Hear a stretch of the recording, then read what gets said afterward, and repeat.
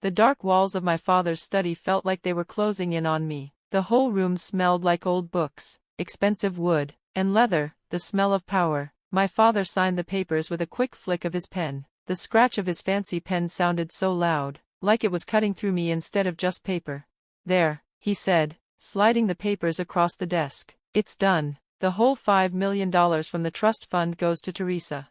Just like that, I was cut off. My name is Anna Smith. I'm 30 years old, and today, my family decided I wasn't part of them anymore. My sister Teresa stood by the window, trying to hide the smug smile on her face. She didn't say anything, but her eyes said it all. My mother sighed behind me in her big leather chair, like she'd already played this scene in her mind 1,000 times. "If only you'd done things the normal way, Anna. If only you'd gone to law school like Teresa. If only you'd worked harder." "I did work hard," I said softly. My voice was calm. I already knew what would happen. My father's face tightened with anger. "Playing with computers in your tiny apartment is not working hard," he snapped, standing up so fast his chair scraped back. "Your sister is a partner at Williams & Edwards at 33, and you build websites for coffee shops and pet salons. You live in a shoebox. That's not a career, it's a hobby." I could have told him the truth, that I'd built a tech company from scratch, that my company was getting noticed in Silicon Valley, that our platform helped small investors make smarter choices and we just closed a big funding round, that tomorrow I had a meeting with investors ready to put in tens of millions, that our company was now worth $450 million. But I didn't. They would never see it as real success. For them, success wore a suit and sat in a corner office.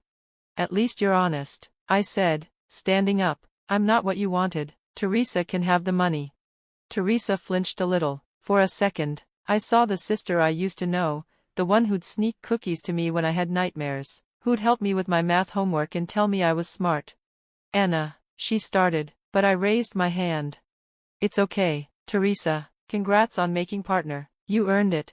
As I walked to the door, my mother called after me, "Won't you at least stay for dinner? Your father booked Le Bernardin to celebrate."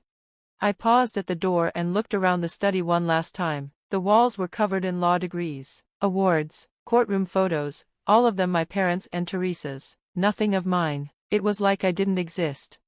"I have a meeting," I said. "Enjoy dinner." The drive back to the city was quiet. No anger, no sadness. The money didn't matter, I had plenty now. What hurt was knowing that no matter what I built, it would never be enough for them. When I got home, my phone buzzed. "Sophia, CTO, the VC meeting is tomorrow morning. Are you ready?" I looked at the screen and smiled. More than ready. My family may have cut me off, but the world hadn't seen the last of me, not even close.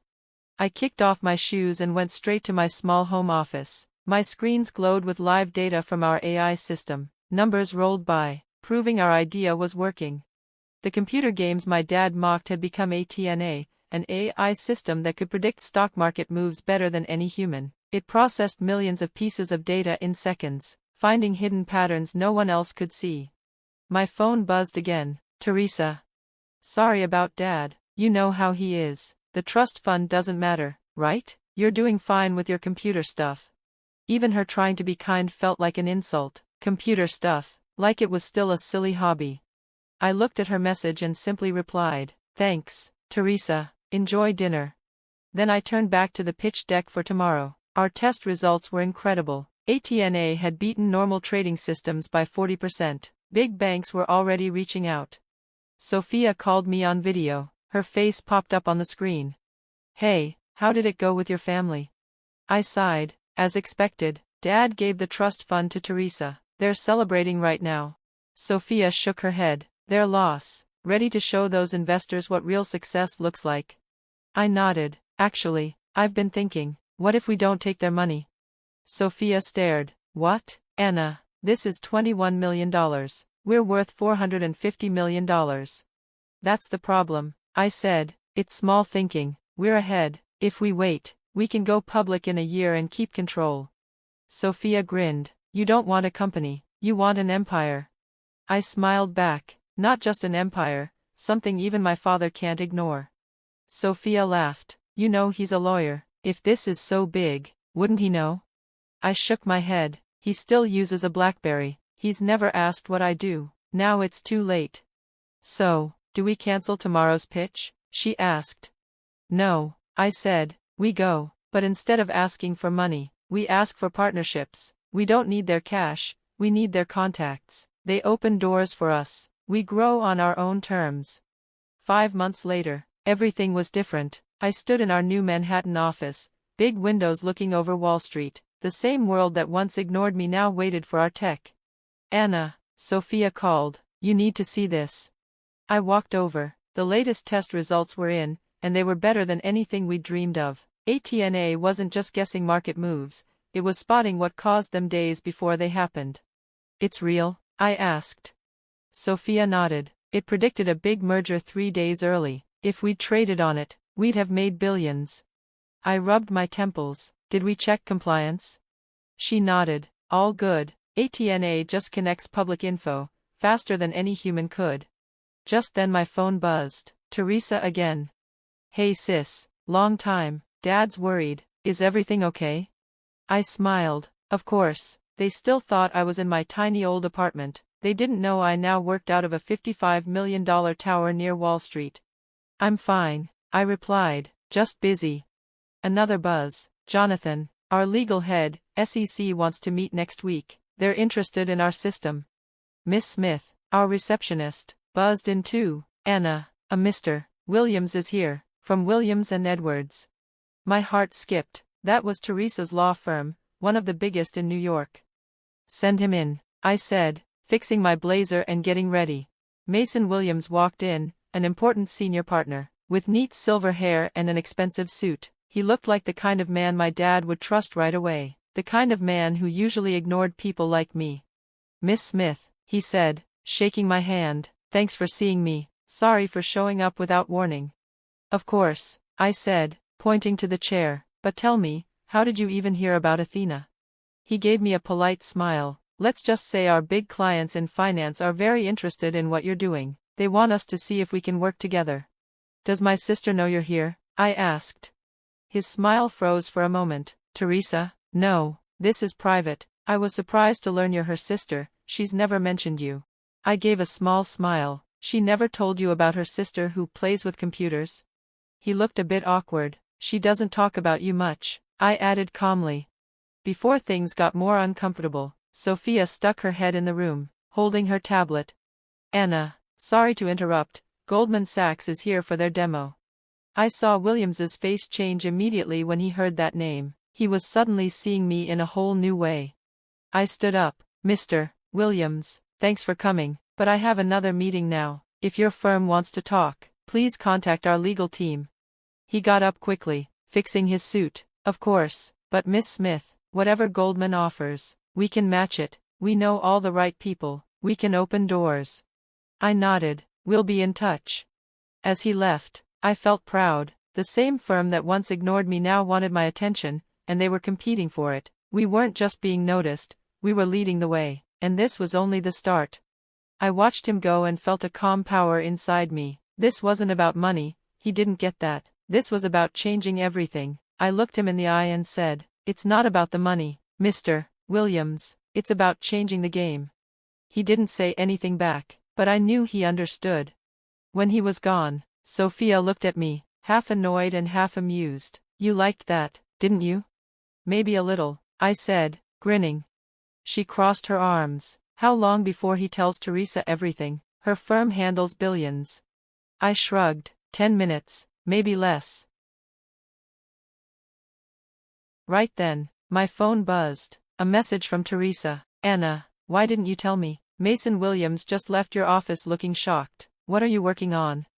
I didn't answer. There would be time for family talks later. Right now, we had more important things to do. We were about to show Goldman Sachs what we'd built. 5 top executives were already in our meeting room, trying to look calm but clearly excited. Just having them here was a huge win. If we could get Goldman on board, every door would open for us.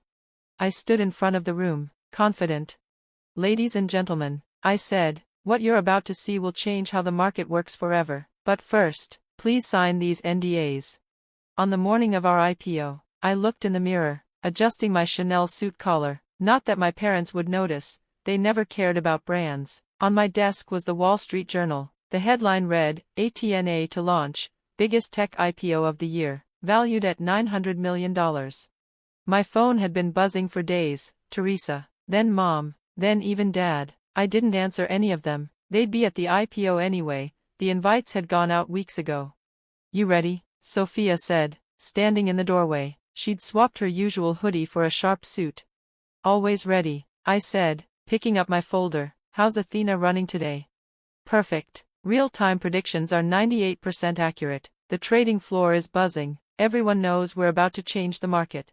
When we got to the New York Stock Exchange, a big crowd was waiting. Reporters, cameras, everyone talking about us. I heard bits and pieces. Youngest female CEO to take a company public. A new era for trading tech. Inside, the energy was electric. Our whole team stood near the podium. Top banks and big names were in the audience. I spotted my family in the front row. My dad's face was full of mixed feelings, pride, regret, confusion, maybe even respect. My mom kept wiping her eyes. Teresa just stared at me like she was seeing me for the first time.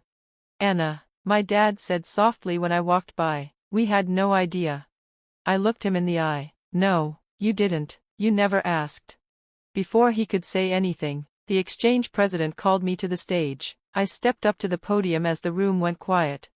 4 years ago, I was coding in a tiny apartment. People laughed and said I was wasting my time, but I wasn't playing, I was building the future.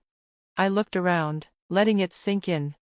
Today, ATNA can process more data in 1 second than Wall Street could in a month. We built something that doesn't just follow the market, it understands it. I looked straight at my father. He finally saw me. And this is just the beginning. She could predict market moves almost perfectly. She did it legally and ethically. But what mattered most wasn't just the tech, it was the proof that believing in yourself matters, even if no one else does.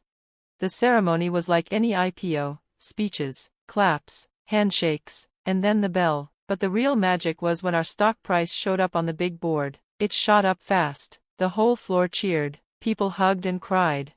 At that moment, I wasn't just a CEO, I was someone who had turned an idea into something real. My share alone was worth over $450 million, way more than the trust fund Dad once took away. But that didn't matter anymore. I'd built something bigger. After the ceremony, my family came up to me, looking unsure. Teresa spoke first. The polished lawyer mask was gone. She was just my sister again. Anna, I'm so sorry, she said, voice shaking. You tried to explain for so long, but we didn't listen. I gave her a small smile. Don't worry about it, you all saw what you wanted to see. Dad cleared his throat. Teresa mentioned the trust fund. Keep it, I said. Teresa earned it, just like I earned this. I looked around at Sophia, our team, everyone who believed when it was just me coding in a tiny apartment. Sometimes, I said, the best thing people can do for you is not believe in you. It makes winning even sweeter. But we're family, Mom said softly. We should have supported you. I nodded and turned to my team. You're right, we are family, and you're all invited to dinner tonight. I booked the private room at Linen Arden. It's the perfect place to celebrate. Dad looked surprised. He remembered that old dinner when he laughed off my dreams. This time, he smiled, a real smile. We'd love that, he said. That night, as laughter and wine filled the room, I thought about how far we'd come. Every late night coding, every moment they thought I was just playing with computers, it all led to this. Under the table, my phone buzzed. Sophia had messaged. Sophia, stock closed at double our target, you're a billionaire.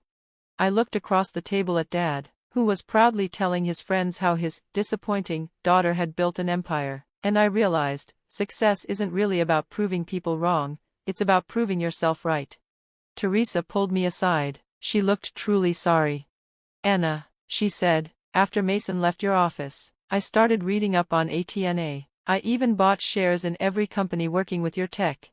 You believed in me? I asked.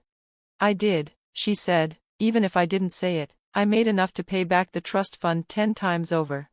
Good, I smiled. I need a lawyer I can trust for our next big phase, someone who gets both tech and family. Her eyes widened. You're offering me a job? I'm offering you a chance to be part of something bigger. So, what do you say, sis? Ready to play with computers with me?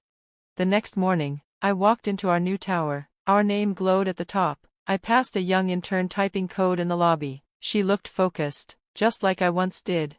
Keep going, I told her. Big things start in small apartments. She looked up. Miss Smith, I read all about you. My parents think I'm crazy for picking computers over law school. I smiled. Mine did too.